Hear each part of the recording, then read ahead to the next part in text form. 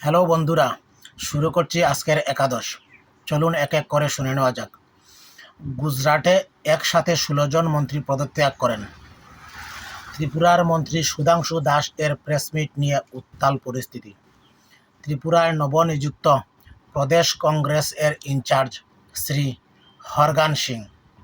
প্রায় 30 বছর পর 28 অক্টোবর থেকে চালু হচ্ছে আগরতলা টু শিলচর রুটে বিমান পরিষেবা।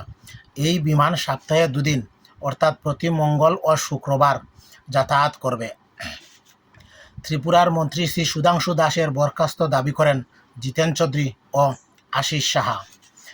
ভারত মানবতার খাতিরে তালিবানের ত্রাণ পাঠালো, আর এই ত্রাণ পেয়ে সেখানকার জনগণ জয় হিন্দ ধ্বনি দিচ্ছে।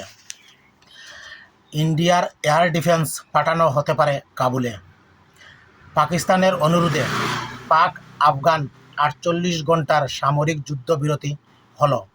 বাংলাদেশের সাবেক প্রধানমন্ত্রী শেখ হাসিনা বিদেশ সফরে যাচ্ছেন। আজ এই পর্যন্ত। এতক্ষণ সঙ্গে থাকার জন্য ধন্যবাদ।